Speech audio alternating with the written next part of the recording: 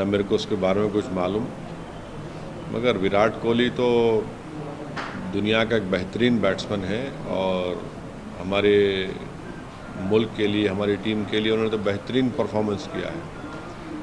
मगर जो supreme court का फैसला आया, जिसमें हैदराबाद क्रिकेट एसोसिएशन के लिए सुप्रीम कोर्ट ने एक रिटायर्ड सुप्रीम कोर्ट के जज को जिम्मेदारी दी कि हैदराबाद क्रिकेट एसोसिएशन के इलेक्शन करवाए जाए, मैं समझता हूं कि वो बहुत अच्छा है और जितना जल्दी हो सके हैदराबाद क्रिकेट एसोसिएशन के इलेक्शन होने चाहिए, ताकि सही मानों में हैदराबाद के जो नौजवान क्रिकेटर्स हैं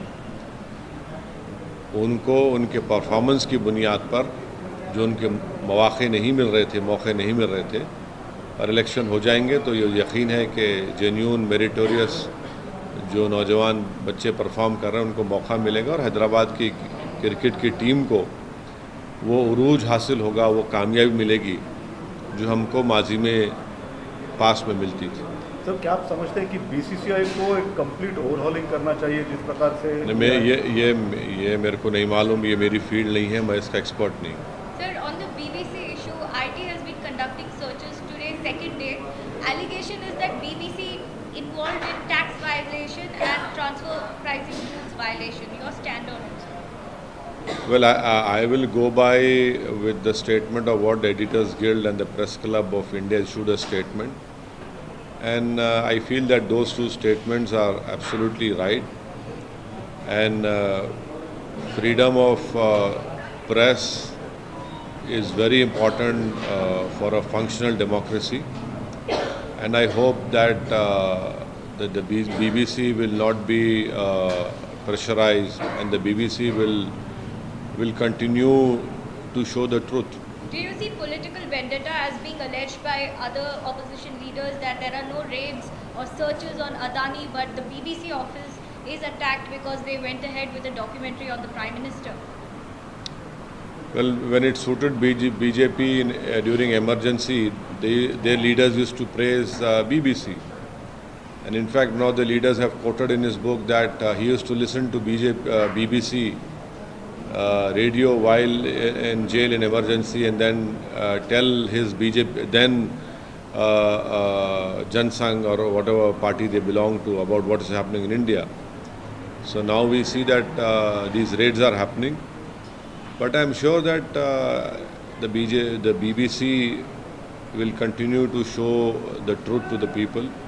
The timing is absolutely wrong, and that is why the Press Club and the Editors Guild have issued a right statement about condemning these raids. JDU के जो एमएलसी है उन्होंने भी एक बात कही, 30% आरक्षण मुसलमानों को दिया जाना चाहिए सेना में, ताकि खासकर पाकिस्तान से जो टेररिज्म हो रहा है उसका वो जो है सामना कर सके। लोहा लोहे को काटता है, इसलिए 30% आरक्षण दिया जाए। क्या आप इससे सहमत हैं? क्या कहना चाहते हैं? मैं स्टेटमेंट सुनाने मेरे को नहीं मालूम, आप बोल रहे तो मैं सुन रहा हूँ। अब कोई पॉलिटिकल पार्टी का आदमी बोला तो उन पार्टी के प्रेसिडेंट को रिएक्ट करने की ज़रूरत है, मुझे रिएक्ट करने की ज़रूरत नहीं है। उनका पार्टी का प्रेसिडेंट तो बिहार के मुख्यमंत्री हैं, उनको बताना चाहिए कि वो क्या बोलेंगे इस बारे में।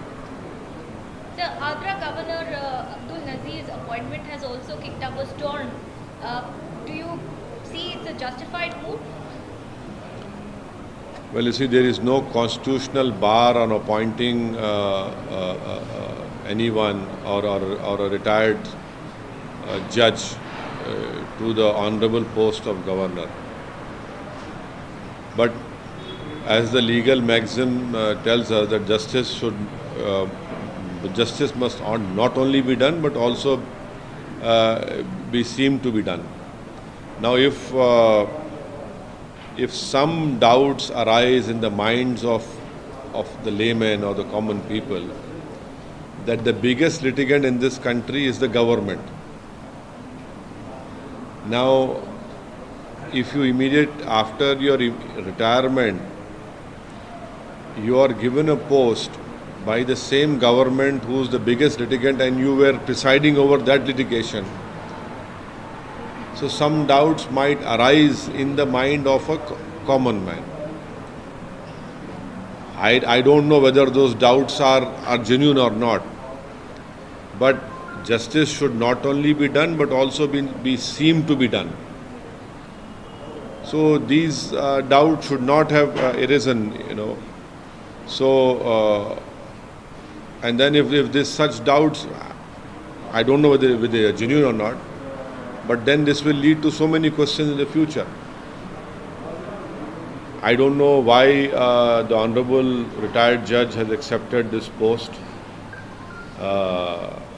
because as a judge he was given a house and every facilities. Now I am reminded of what a late BJP leader had said when he was in opposition. He later on became the finance minister of our country, about post-retirement appointments. So it is for the BJP to answer this question. Sir ये यहाँ की तेलंगाना की बात करें तो हाल ही में अकबरुद्दीन ओवैसी आपके MLA ने कहा असेंबली में कि 50 सीटों पे हम करेंगे, तो ये लग रहा था कि एमआईएम और टीआरएस जो कि एक फ्रेंडली अलायंस है, तो उनके बीच में दरार आ गई। तो क्या वाकई एआईएमआईएम तेलंगाना में ज़्यादा सीट्स कॉन्टेस्ट करेंगी और अपना जो वर्चस्व बढ़ाएगी? अकबरुद्दीन ओवैसी साहब ने ये कहा कि एमआईएम पार्टी इसका फैसला लेगी। आपने? हाँ, एमआईएम पार्टी इसका फैसला लेगी। तो अभी फैसला लेने का टाइम नहीं आया कि हम कितने सीट पे लड़ेंगे, कहाँ लड़ेंगे। जब सही वक्त आएगा उस वक्त इंशाल्लाह सही फैसला लिया जाएगा। तो क्या सही फैसला सर, सीट्स बढ़ेंगे या आप? वो सही वक्त आया ही नहीं तो अभी क्यों बताएंगे आपको? जब वक्त आएगा जब बताएंगे आपको। अभी क्या है, इतनी जल्दी क्या है आपको? अभी तो क्या है, अब कौन से फरवरी में है ना, इलेक्शन है, शुरू हो रहा ना सर? हाँ नहीं शुरू हो रहा। प्रकार से टेम्पर से देखने को मिल रहे हैं या पॉलिटिकल जो पोस्टरिंग शुरू हो गई है, क्या है? चलते ऐसा कुछ भी नहीं। जब सही वक्त आएगा सही फैसला इंशाल्लाह मजलिस इत्तेहादुल मुस्लिमीन वो सही फैसला लेंगे।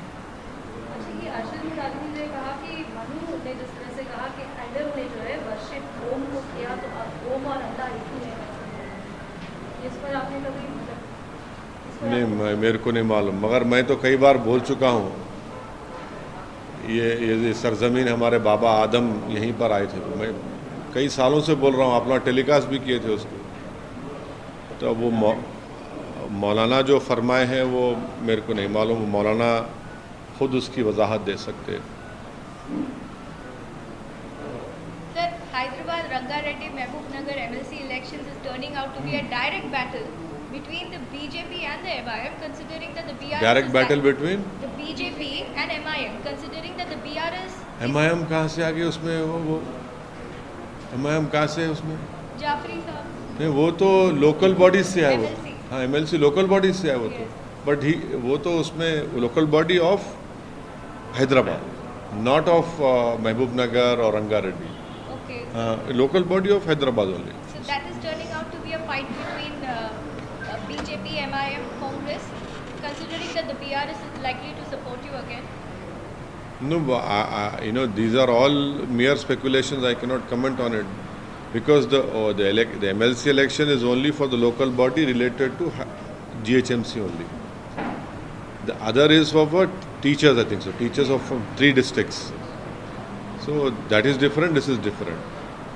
लेकिन आपकी दोस्ती कैसे है अभी, क्योंकि आप केसीआर साहब से एक तरफ मिल रहे हैं, दूसरी तरफ केसीआर जो है असेंबली में कांग्रेस की तरफदारी करते हुए भी दिखे, तो आप कैसे एनालाइज कर रहे हैं? भाजपा तो साफ कह रही है कि लग रहा है कि बीआरएस और कांग्रेस के बीच में दोस्ती हो रही है। नहीं, मैं हमेशा चीफ मिनिस्टर की इज़्ज़त करता था, इज़्ज़त करता रहूँगा।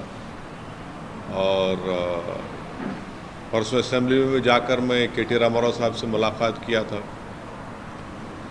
तो वो तो है, उसमें कोई डिनाई नहीं कर सकता कि आज तेलंगाना में जो डेवलपमेंट हुआ, जो तेलंगाना में हैदराबाद हो या फिर सॉफ्टवेयर इंडस्ट्री हो, पीने के पानी का जो मसला था, उसमें तो उन्होंने काम किया। इसमें तो कम लोग देखते हैं, तो यकीनन और काम करने की ज़रूरत है। और हम उम्मीद करते हैं कि ये हुकूमत जो वादे आवाम से किए थे उसको पूरा करेगी, और यही हम लोग असेंबली में बोल रहे हैं, उठा रहे हैं। नहीं, बीआरएस और कांग्रेस की दोस्ती के बारे में भी अटकलें लग रही है आपको? अरे वो आप कभी मेरे से पूछते कि आपकी दोस्ती है ही नहीं है, फिर आप उनसे पूछते कि उनसे नहीं नहीं नहीं नहीं नहीं अब ये अगर बीआरएस कांग्रेस से भी दोस्ती करेगी और एमआईएम से भी भाई दोस्ती करेगी तो देखिए मेरी दोस्ती की बात करिए आप, अब कोई दूसरे की दोस्ती हो रही नहीं हो रही, मेरे को उससे क्या करने का है। लेकिन वो अगर आप उनके समर्थन में नहीं है, कांग्रेस की तरफ नहीं खड़े हैं, तो कांग्रेस अगर बीआरएस के साथ है तब क्या आपकी दोस्ती बीआरएस? कांग्रेस कहाँ है, कांग्रेस कहाँ है? आप लोगों को खामखा बड़ी उम्मीद लगी हुई है कांग्रेस से, आप लोगों को कहाँ है कांग्रेस? कांग्रेस कहाँ है बताइए ना आप, कांग्रेस कहाँ है? उनके कई लीडर्स जो है वो अब एक पैर पे खड़े हुए हैं, इधर भागने उधर जाने के लिए। कांग्रेस कहाँ है? अब कांग्रेस को उनके लीडर निकले ना, वो क्या कर रहे हैं, वो हाथ जोड़ो, हाँ हाथ से हाथ हाँ, अब वो लोगों को हाथ ही नहीं मिला रहा उनकी पार्टी में, लोग दूसरे से कर रहे हैं, वो कोशिश कर, अच्छा है, करना चाहिए कोशिश, उनको बहुत अच्छा है, करनी चाहिए। अब मैं क्यों किस पे दूसरी पार्टी पे कमेंट करना, कौन दोस्त हो रहा नहीं हो रहा। हम जिसको अपना दोस्त बोले दोस्त रहेंगे, जिससे हमारे को मुकाबला करना है मुकाबला करेंगे। But MIM's expansion plan in Telangana is something that you're considering seriously? We are all, every political party wants to strengthen their party. It is a natural process. Every political party does it. इसमें क्या बुरी बात है? तो करेंगे, यानी सोचेंगे सही वक्त पे नहीं सही नहीं, ये अरे फैसला भी लेंगे कि सुनिए, हम नहीं नहीं जो है आगे देखिए, बढ़ेंगे। सुनिए मेरी बात, मैं तो आपको सिर्फ 7 सीटों की पार्टी एक मिनट, यहाँ हम दारुसलाम में हफ्ते में 6 दिन बैठते, क्यों बैठते भाई? कोई पॉलिटिकल पार्टी का कोई एमएलए आपको कुछ ऑफिस ही नहीं है, हम लोग बैठते, क्यों बैठते भाई? हमारा एक पब्लिक से हमारा एक रिश्ता है, और हमारा मजलिस का जो रिश्ता है आवाम से, सियासी रिश्ता नहीं, एक रिश्ता है, पॉलिटिक्स करने के लिए नहीं बैठते हम लोग। हमारा जज्बा है, हम काम करेंगे, काम नहीं करना क्या? जनता का काम करना है।